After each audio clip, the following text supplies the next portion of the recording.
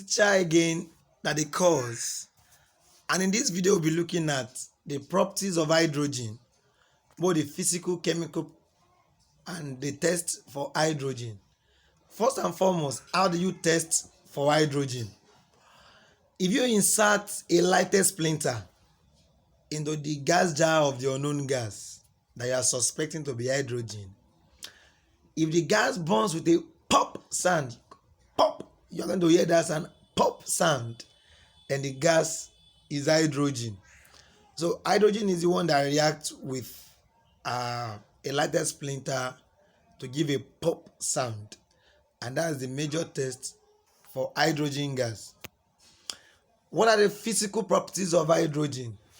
When you talk about physical properties, you're talking about solubility, you're talking about melting point, boiling point, and those properties that do not require changes in the chemical composition of a substance.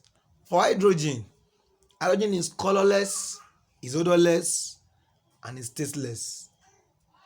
Then it is also insoluble in water. It doesn't dissolve in water, and that's why you can collect hydrogen gas over water. You only collect the gas over water when the gas will not dissolve in the water. It's also less dense than air, which means you can also collect it by upward delivery. Another word for upward delivery of a gas is downward displacement of air. Reason being that air is already present in the gas jar.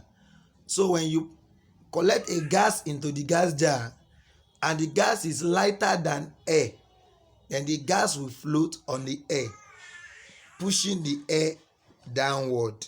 That's downward displacement of air, but the gas will stay on top. You call that upward delivery of the gas.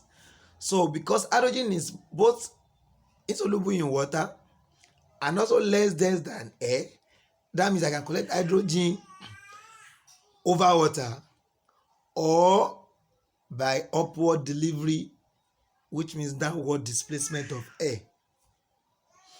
Next, hydrogen is neutral to litmus, which means it neither changes the color of blue or red litmus paper. Hydrogen is combustible. It burns very well with a pale blue flame to give water. Hydrogen has a low boiling point of minus 253 degrees Celsius, which means hydrogen exists as a liquid below 253 degrees Celsius.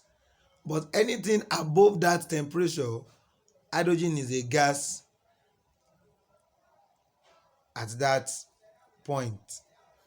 What are the chemical properties of hydrogen? Chemical properties are those that requires a change in the composition of a substance.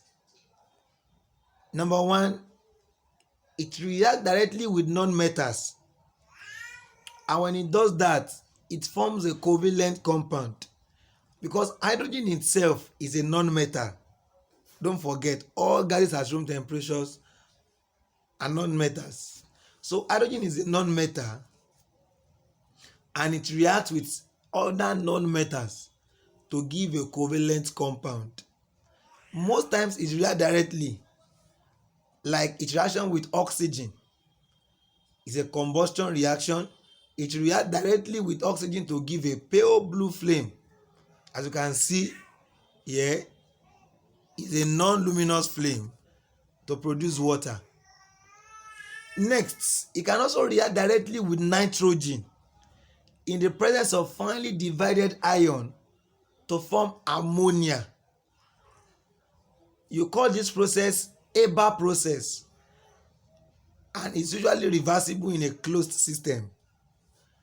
Haber process is used to manufacture ammonia, and ammonia is used to manufacture fertilizers. Next, it can react directly with halogens to form halides. Halides are the salts of halogen. So when halogen forms salts, you call them halides. Halogens like fluorine, like chlorine, like bromine, like iodine. So hydrogen can react with halogens to form hydrogen halides, and the reaction always occur in bright sunlight. They are photochemical reactions. With chlorine, the reaction is very fast and spontaneous. I think that G is minus under bright sunlight when it reacts with hydrogen. But as the light becomes diffused, the rate of reaction slows down. But with metals, hydrogen reacts to form an ionic compound. You call them hydrides. Hydrides are compounds of hydrogen in which hydrogen exists in a -1 oxidation state. So ionic hydride is formed when hydrogen reacts with metals. Remember that hydrogen is a non-metal. So when it reacts with metal, it gives us ionic compound. And in this state, hydrogen exhibits an oxidation number of -1. So just mention it. Once the element is a metal, it's giving you an ionic compound with hydrogen. When you form a metallic hydride, it's readily dissolved in water to give us hydroxide and liberate hydrogen. The reaction most times is explosive, gives us light, gives us fire. For example, the one you can see on the screen now, calcium hydride reacts with water to give us calcium hydroxide and liberate hydrogen gas. That's what happens when hydride dissolve in water, pump out hydrogen gas, and the solution becomes alkaline. Hydrogen can also act as a reducing agent. It can reduce the oxides of metals to their metals, but that is only when the metal is below hydrogen in the activity series. Remember that the reaction is a displacement reaction where copper is reacting with oxygen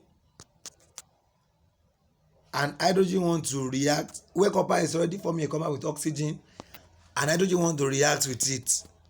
So what will happen here is that hydrogen will displace the copper and give us H2O. Because copper is lower than hydrogen in the activity series, then that reaction will be possible. But if the metal is higher than hydrogen in the activity series, hydrogen will not be able to displace that metal. So hydrogen can react with copper 2 oxide to give us copper and water. You call that reaction a reduction of copper 2 oxide, because now copper is having oxygen here before, but here it lost the oxygen. That's reduction. It's a redox reaction. When you want to react a solid with a gas in a laboratory, you use a combustion tube. This instrument is called combustion tube. You use a combustion tube. You use a combustion tube when you're reacting a gas with a solid. So you put the solid inside the combustion tube and you wait. Then you pass the gas into the tube first. After passing the gas into the tube, then you start to heat it. Start to heat the tube. Then there will be reaction. If you start heating the tube before passing the gas, the substance you put inside might be reacting with the air inside it, and the reaction will no longer work. That's why first of all pass the gas into the tube first to evacuate all the air in the tube, so that when you now begin to heat the solid inside, you are sure that it's reacting with only the gas and not the air inside the tube. All right. Hydrogen can also react with oil to give us fat.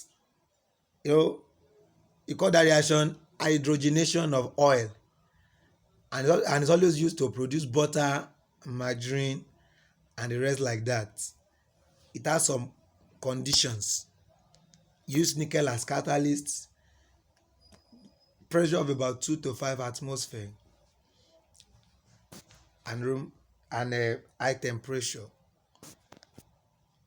So this will be the end of this video on reactions and properties of hydrogen.